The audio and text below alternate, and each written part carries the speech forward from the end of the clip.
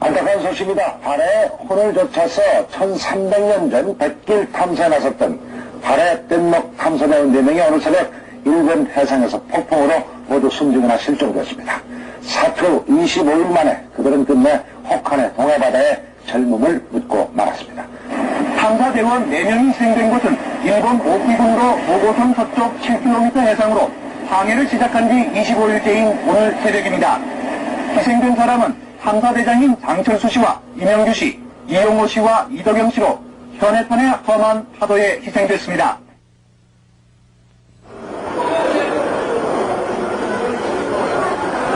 발해 뗏목 탐사대, 그들이 돌아왔다.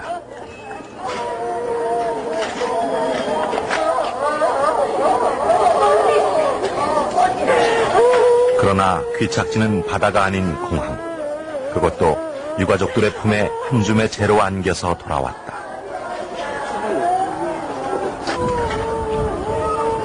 죽음을 넘나드는 경랑을 헤치고 그들은 과연 무엇을 찾아 나섰던가.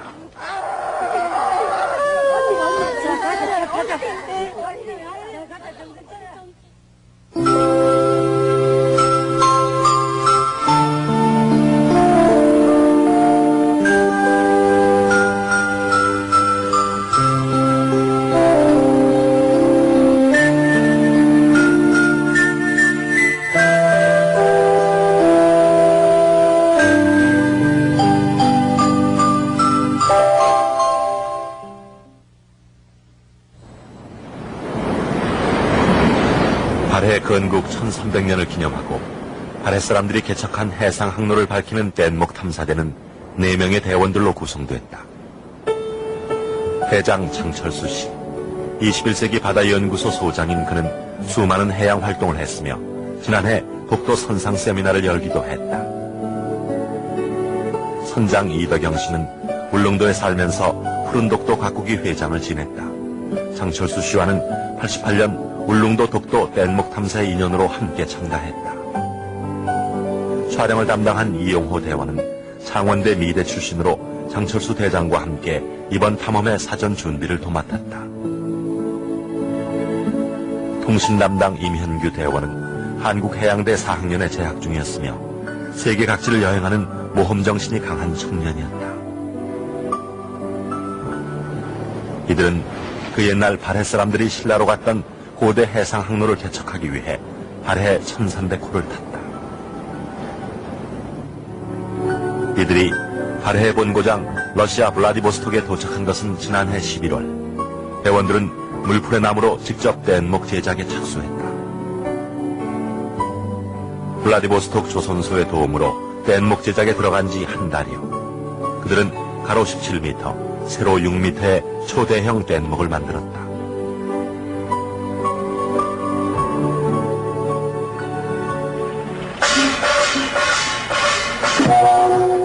발해 해상항로 대탐사길에 오르던 날, 대원들은 동해용왕께 제를 올렸다. 발해의 조상들이 그랬던 것처럼 그들은 무사 항해를 빌었다. 그리고 성공적인 항해를 기원하는 많은 사람들의 배웅 속에 희망찬 출발을 했다.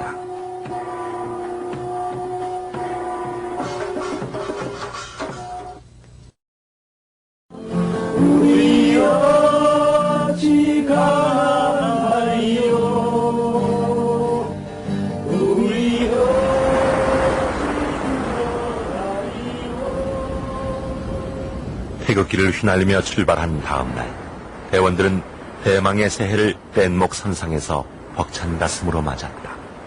첫날 항해를 그들은 이렇게 맞이하고 있었다. 1월의 동해는 정말 추웠다. 영하 30도를 오르내리는 기온에 대원들은 뗏목의 얼음 깨기로 하루를 보냈다.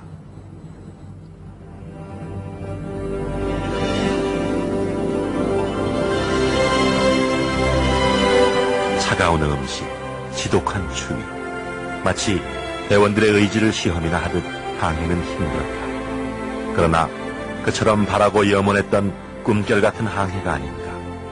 동해의 추위는 이들의 의지를 더욱 굳게 할 뿐이었다.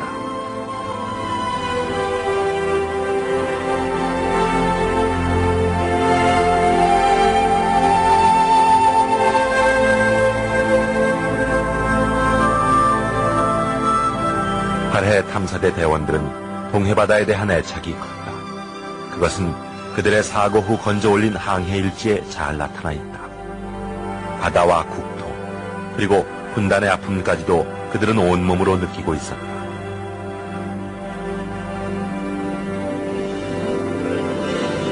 (38선) 지금쯤 우리 수역으로 들어온 것 같다.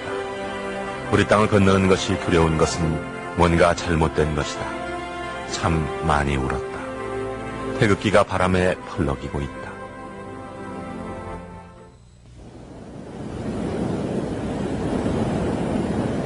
바다는 무심히 흘러갔다. 남으로 향하던 해류가 울릉도를 지나면서 갑자기 위로 올라오기 시작했다. 뗏목은 동으로 떠밀려 일본 해역으로 들어서고 있었다. 파도와 바람이 거세다. 옥기섬 깊숙이 들어왔다. 아무리 최선을 다하지만 바람도 해류도 따라주지 않는다. 1월 23일 오후 4시, 우리 탐험대가 맞은 가장 위험한 상황이다. 이대로 가면 섬에 충돌할 것 같다. 그리고 그들은 마지막 항해 일지를 썼다. 나라의 짐이 된다는 것이 부담스럽다. 오늘 한일 어업협정이 일방적으로 파기됐다는데 무엇보다 내가 의연해지고 싶다. 바다를 통한 인류의 평화 모색, 청년에게 지혜와 꿈을 주고 싶다. 탐험정신, 발해정신.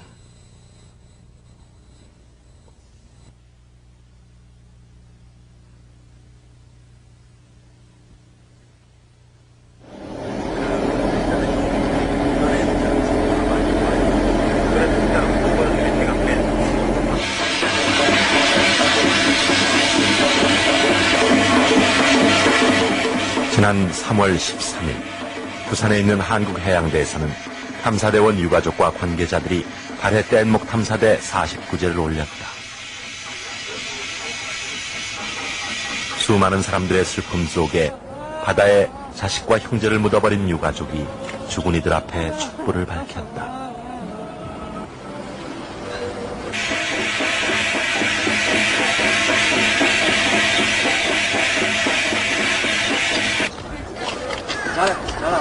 (49제에) 참석한 이정화 씨 가족은 행사장에 있지 않고 주위에서 서성거렸다. 기독교를 믿는 신자인 이들에게 구슬하는 49제 행사 자리가 조금 불편해서였다.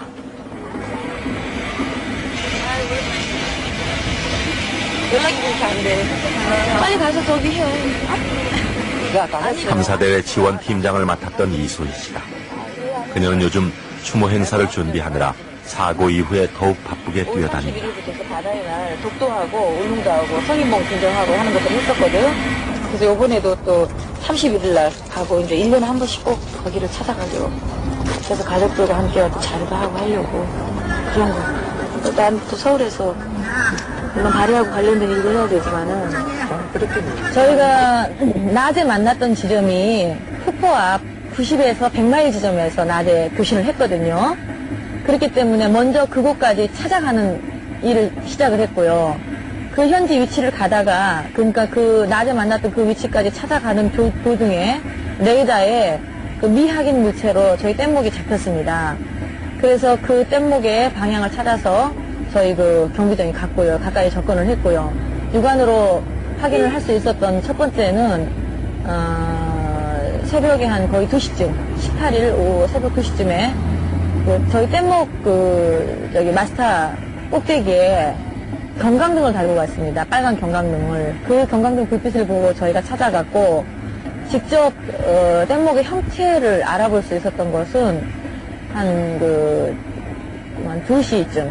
요쯤에 뭐, 정말, 저는 그때 뗏목 처음 봤을 적에 그 느낌이, 뭐라고 좀 표현을 다 못하겠어요. 뗏목이 캄캄한 밤중에, 형이 뗏목이 파도를 타면서 자고 있는 그 모양은 진짜 어느 곳에서도 볼 수 없는 그런 아름다운 정말 저한테는 풍경으로 비쳤습니다. 근데 그 안에 계시는 분들이 잠들어 계셔서 그런지 어떤 건지 모르지만 제 눈에 비친 뗏목의 그 모습은 아주 거의 파도를 타면서 잠들어 있는 그런 모습으로 제 눈에 비춰왔고요. 저희들이 그 뗏목 가까이 경비정이 접근을 하는데 뗏목이 부서질까봐 상당히 조심스럽게 접근을 했었습니다. 그런 다음에 그들을 이제 깨웠죠. 약 한 15분에 걸쳐서 그분들을 깨웠고요. 그분들이 일어나셔서 처음 뗏목 선박에 앞에 보면은 선창에 작은 창문이 있거든요. 거기를 제일 창문을 여시고 장철수 대장께서 왼손으로 랜턴 있잖아요. 랜턴을 이렇게 들고 이렇게 밖을 비추시더라고요. 비추시면서 내다보시길래 제가 장 대장님 그랬더니 네 대답을 하시더라고요. 건강은 좀 어떠십니까? 그랬더니 괜찮습니다. 고생 많이 하셨습니다. 그 뗏목과 지금 경비정과 가까이 오래 있으면 부딪혀서 뗏목이 파손될 위험이 있으니까 빨리 안에 계신 분들을 내보내십시오. 그때 거기 날씨 상황은 파도도 참 거칠고 거셌고 비가 많이 내렸었거든요.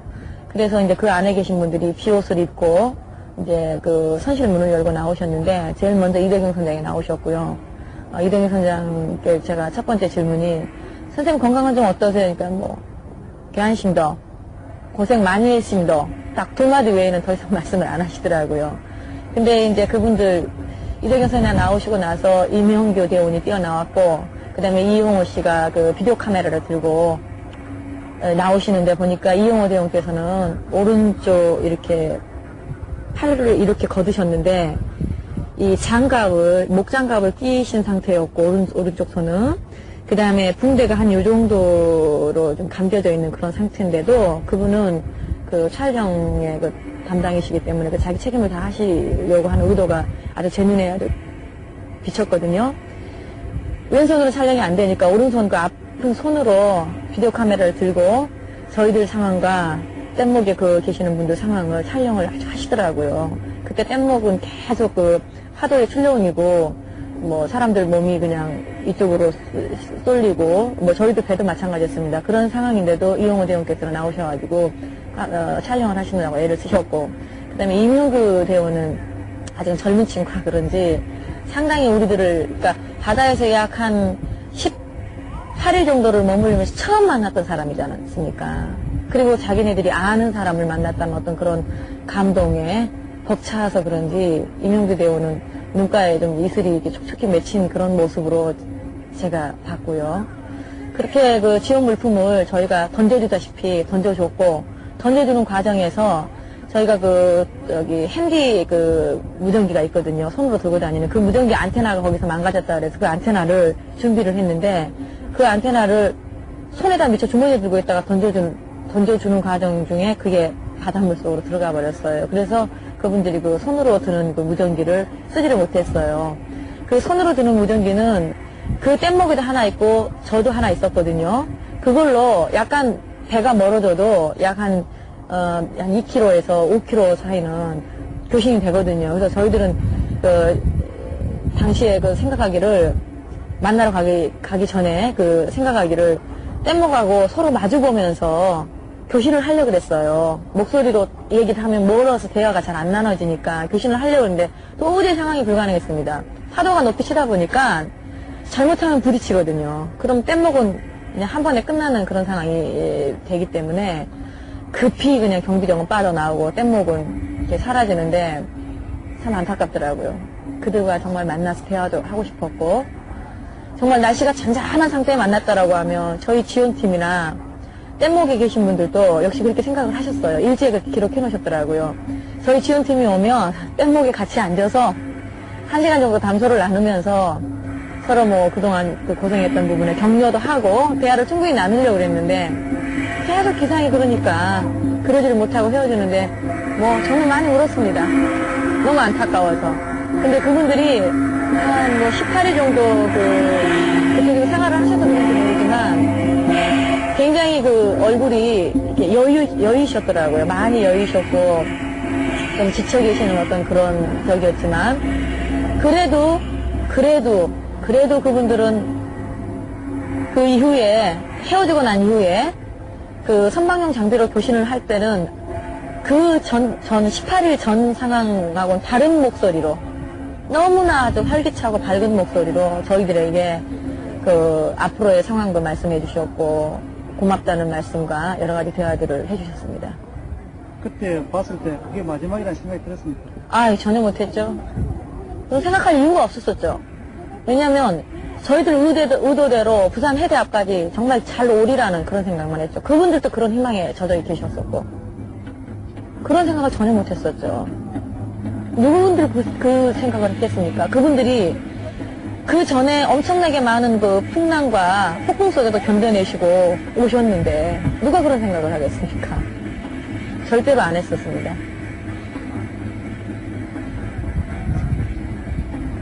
그 지금 돌아가셨지만은 뭐 그분들에게 뭐 하고 싶은 이야기나 뭐 딴 이야기가 좀 있습니다. 많죠. 할 얘기 굉장히 많은데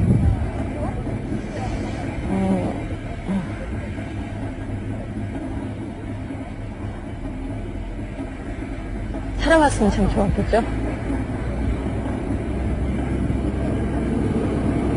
어쨌든 그분들이 이렇게 그 사고가 나서 이런 상황으로 지금 일이 변해 있지만 그분들은 이번 탐사가 어떤 분들은 무모했다, 어떤 분들은 사고다 뭐 이렇게 말씀을 하시는데 그리고 어떤 분들은 실패했다라고 말씀하시는데 절대 그분들은 실패하지도 않았고 또 무모하지도 않았습니다. 그분들이 접안 과정에 날씨만 좋았으면 이런 상황은 절대 없었습니다. 날씨가 너무 나빴었기 때문에 이렇게 상황이 이렇게 된 거지 날씨만 좋았다라고 하면 오늘 같은 이런 날씨만 됐다라고 하면 그분들은 아마 지금 저희들하고 함께 어깨동무하면서 큰 소리 높여 노래 부르고 다닐 수 있었을 겁니다. 근데 접안 과정에서 그렇게 된 겁니다. 뭐 스스로 뗏목은 혼자 접안이 안 되거든요. 밖에서 누가 외부에서 도와준다든지 아니면 날씨가 좋은 상황에도 뗏목에서 어떤 그 줄을 그 해안이나 바다 그 부둣가에 던져가지고 그것을 상대방들이 받아서 땡겨줘야만이 접안이 할 수 있는 거지 스스로는 안 되는 겁니다. 그런 건데 그 이번 일에 그 관심을 가지신 또 잘 모르신 이런 분들이 무모했다, 실패했다 이런 말씀을 하시는데 절대로 무모하지도 않았고 절대로 실패하지도 않았습니다. 성공입니다. 단 성공한 그 네 분이 이 자리에 안 계신다는 그게 너무 안타까울 뿐이죠. 그렇습니다.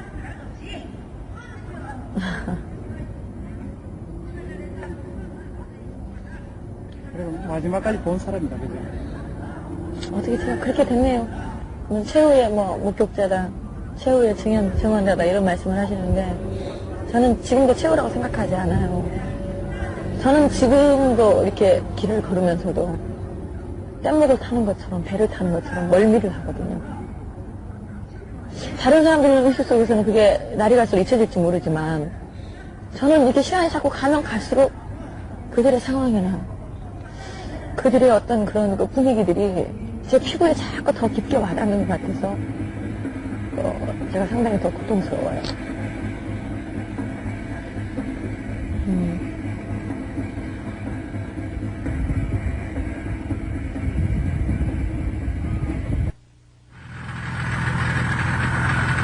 사고 직후 유가족들은 일본 오키제도 도고섬을 찾았다. 이곳은 일본이 독도를 자기의 영토라고 표시하는 마지막 행정구역이기도 했다. 뗏목은 긴 바다 항해를 마치고 이곳에 좌초해 있었다. 갈갈이 찢겨진 흔적에서 그날의 폭풍우가 얼마나 위력적이었는지 엿볼 수 있었다.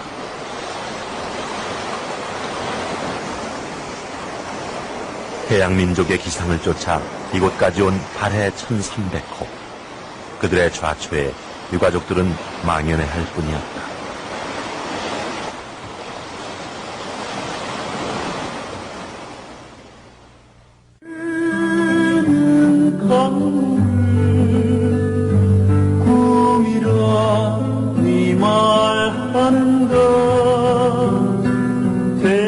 젊음을 값지게 쓸 줄 아는 것은 진정한 용기를 가진 자만이 할 수 있는 일이었다. 바다를 목숨처럼 사랑했던 발해 1300호 사람들. 그들은 험한 파도와 혹한을 헤치고 진정한 바다 사랑이 무엇인지, 진정한 국토애가 무엇인지 우리에게 보여주었다.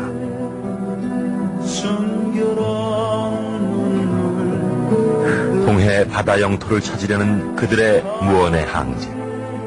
그것은 한갓 허튼 몸짓이 아니라 우리가 완성해야 할 또 하나의 과제로 남았다.